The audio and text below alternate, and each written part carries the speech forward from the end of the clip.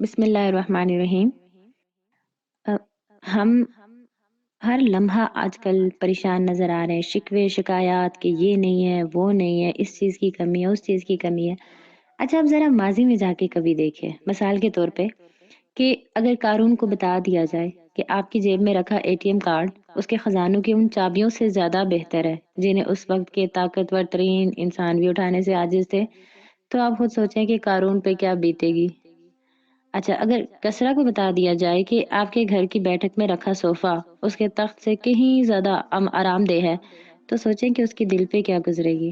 اور اگر کیسر روم کو بتا دیا جائے کہ اس کے غلام شتر مر کے پرو سے بنے جن پنکھوں سے اسے ہوا پہنچایا کرتے تھے، آپ کے گھر کے پنکھے اور اے سی کے 1000ویں حصے کے برابر بھی نہیں ہیں، تو اسے کیسا لگے گا؟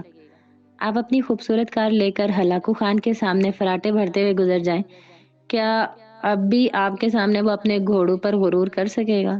ہرکل بادشاہ خاص مٹی سے اپنی سراہی سے ٹھنڈا پانی لے کر پیتا تھا، تو دنیا اس کی اس آسائش پر حسد کیا کرتی تھی۔ تو اگر اسے اپنے گھر کے فریج کا پانی آپ پیش کریں تو وہ کیا سوچے گا؟ خلیفہ منصور کے غلام اس کے لیے ٹھنڈے اور گرم پانی کو ملا کر غسل کا اہتمام کرتے تھے اور وہ اپنے آپ میں پھولے نہیں سماتا تھا۔ کیسا لگے گا اسے اگر وہ آپ کے گھر کا ہیٹر یا گیزر دیکھ لے تو؟ جناب، آپ بادشاہوں کسی راحت میں نہیں رہ رہے، لیکن سچ یہ ہے کہ بادشاہ آپ جیسی راحت کا سوچ بھی نہیں سکتے تھے۔ وقت جو گزر رہا ہے نا، تو انسان کی زندگی آسان ہوتی جا رہی ہے، تو اس آسانی پہ ہمیں اپنے نصیبوں کو کوسنا نہیں چاہیے، بلکہ اللہ سبحانہ و تعالیٰ کا ہر لمحہ شکر ادا کرنا چاہیے۔ مگر کیا کریں کہ ہم جو ہے نا اپنے نصیب سے نالائی نظر آتے ہیں۔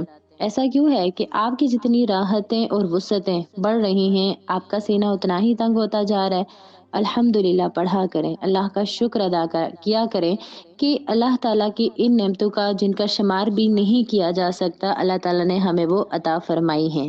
اللہ پاک ہم سب کو شکر کرنے والا بنائے۔